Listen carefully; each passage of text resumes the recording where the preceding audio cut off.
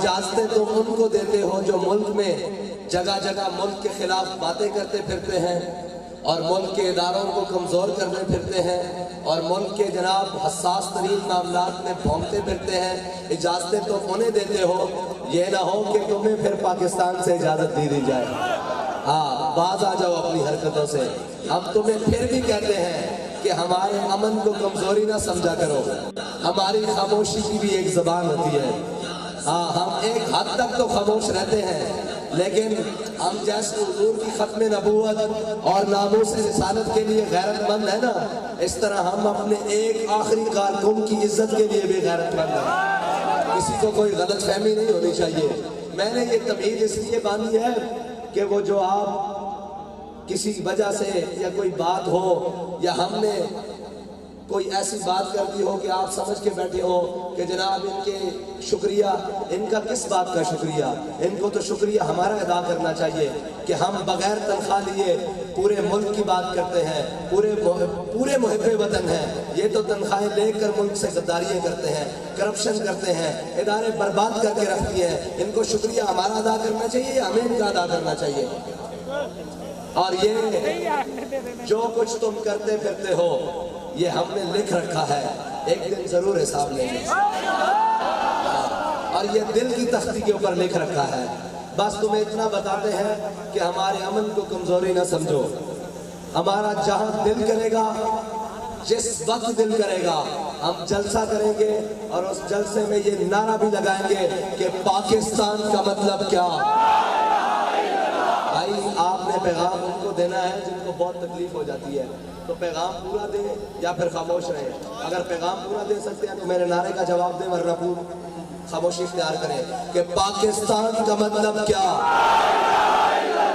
پاکستان کا مطلب کیا، دستور ریاست کیا ہوگا۔ یہ میری ابتدائی باتیں ان کے لیے تھیں جو سمجھتے ہیں کہ پرچے کر کر، بھائی ہم سیاسی بھی ہیں اور مذہبی بھی ہیں اور محب وطن بھی ہیں تم سے زیادہ۔ تم صرف وطن سے اس لیے محبت کرتے ہو کہ تمہاری اس وطن سے عیاشیاں منسلک ہیں۔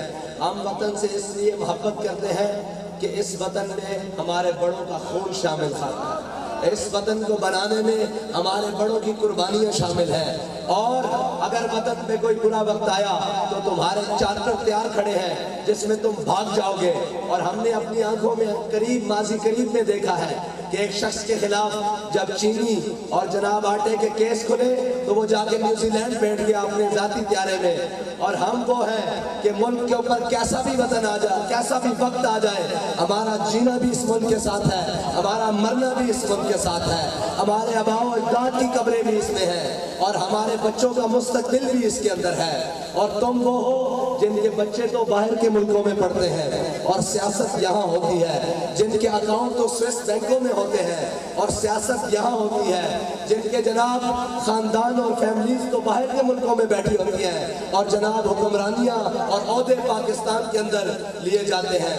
اب قوم کی آنکھیں کھل چکی ہیں، اور جو آنکھیں کھول کر گیا ہے نا، اس آدمی کا نام علامہ خادم حسین رضوی ہے، اور وہ ایسی عشق کے جام پلا کر گیا ہے کہ وہ عشق کا نشہ تم کہتے ہو یہ اتر جائے گا لبیک والوں کا، یہ وہ نشہ ہے جو مرنے کے بعد بھی نہیں اترنا۔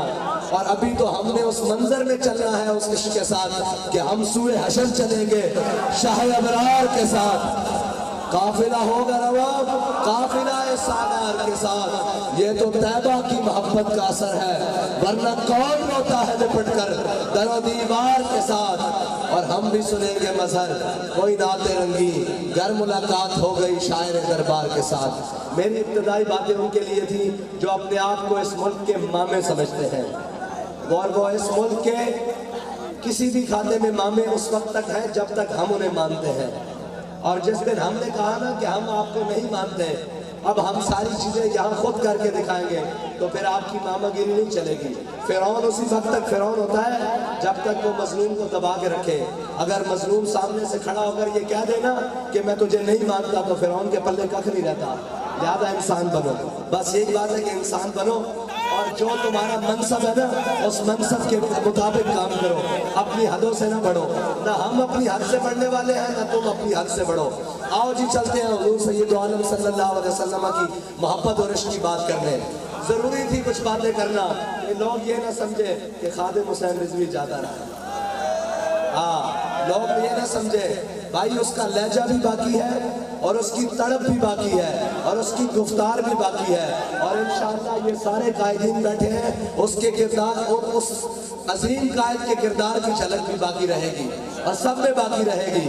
اگر یہ بات ختم ہونے والی ہوتی نا تو پھر یہ کارکن اچھل اچھل کے لبیک کے نعرے نہ لگا رہے ہوتے۔ بات اب تمہارے بس سے آگے بڑھ چکی ہے، اب حضور کا دین تخت پر آگے رہے گا۔ یہ تمہاری چھوٹی چھوٹی ریشہ جوانیوں سے یہ کام رکنے والا نہیں ہے، اور خواہ مخواہ ہم سے پٹے نہ لایا کرو، یہ جبر و قہر نہیں، یہ عشق و مستی ہے۔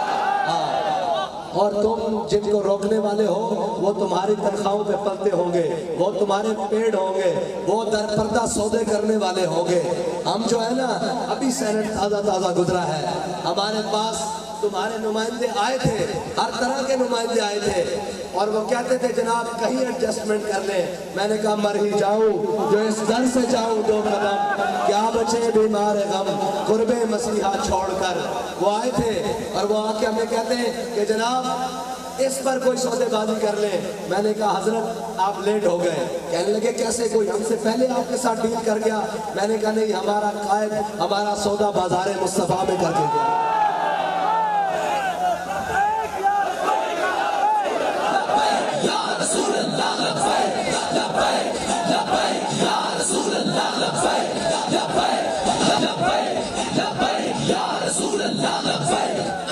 اس لیے کہ علامہ اقبال فرماتے ہیں غیرت بڑی چیز ہے جہان تگ و دو میں، غیرت بڑی چیز ہے جہان تگ و دو میں، پہناتی ہے درویش کو تاج سر دارا۔ اور وہی غیرت ہے جس غیرت نے علامہ خادم حسین رضوی کو امیر المجاہدین بنایا، جس نے علامہ خادم حسین رضوی کو عاشق رسول بنایا، اور جس نے علامہ خادم حسین رضوی کو اس امت کا ہیرو بنایا اور اس امت کا ماتھے کا تلک بنایا۔ اور انشاءاللہ اسی غیرت کو سمیٹتے ہوئے ہم انشاءاللہ حضور کا دین تخت پر لائیں گے۔ آؤ جی حضور کی محبت کی باتیں کریں، بس اتنا کافی ہے، ہمیں نہ چھیڑا کرو، اور اگر ہمیں چھیڑو گے تو ہم بھی بڑا زبردست چھیڑیں گے، اور اگر ہم چھڑ گئے نا تو پھر ہماری چھیڑ کا حل آخری یہی ہوگا کہ جناب انہیں مانا انہیں جانا، نہ رکھا غیر سے کام، للہ الحمد میں دنیا سے مسلمان گیا۔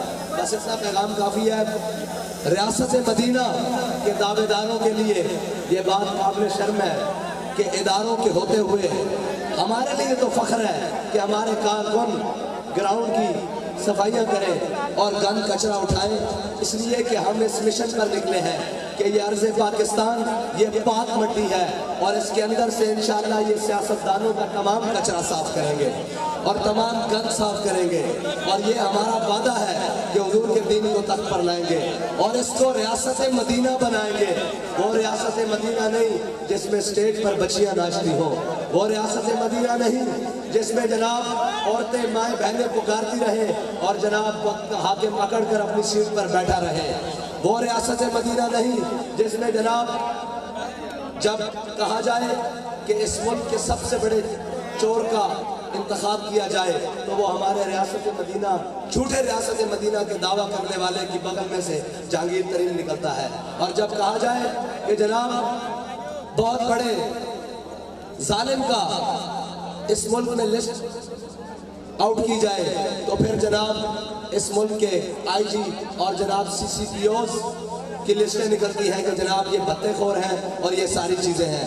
لہذا ہم اس ریاست مدینہ کی بات کرتے ہیں کہ حضرت سعید بن عامر الجمحی، حضرت عمر مسجد میں بیٹھے ہوئے اپنے تمام اصحاب کے ساتھ ایک دن کہنے لگے کہ یار دعا مانگو۔ کسی نے دعا مانگی، یا اللہ مجھے اتنی صحت دے کہ میں تیرے راستے میں اتنی عبادت کروں، اتنے نوافل پڑھوں، اتنے حج کروں۔ کسی نے دعا کی کہ یا اللہ مجھے اتنی قوت دے کہ میں اتنے مال و زر دے کہ میں تیرے راستے میں اس کو صدقہ کروں۔ کسی نے دعا کی یا اللہ مجھے اتنی قوت دے کہ میں اتنی دیر تک کافروں کے خلاف جہاد کروں۔ سب کہنے لگے جناب حضرت عمر سے کہ آپ بھی تو اپنی کوئی خواہش بتائیں.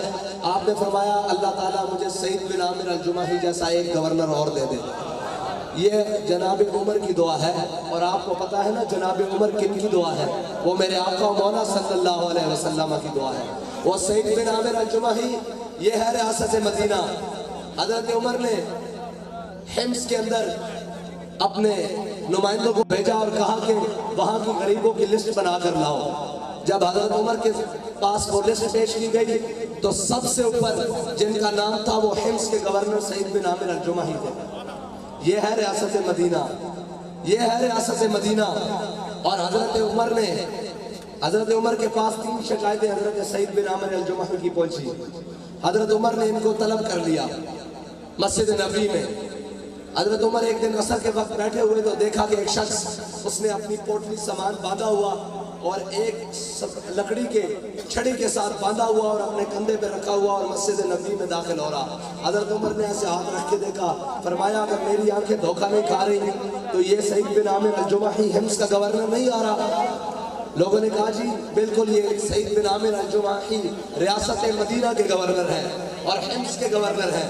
جب آپ پاس آئے تو آپ کی شکایتیں تھی 3. حضرت عمر نے پوچھا جناب آپ کی سواری کہاں ہے؟ آپ نے فرمایا وہ بیت المال کا امانت تھی، میں اسے بیت المال میں جمع کروا کے آیا ہوں. پروٹوکول کے ساتھ نہیں مدینے پہنچے. دوسری بات حضرت عمر نے کہا کہ آپ کے بارے میں شکایت ہے کہ آپ ہفتے میں 1 دن گھر سے باہر لیٹ نکلتے ہیں، بہت دیر گھر سے باہر نکلتے ہیں.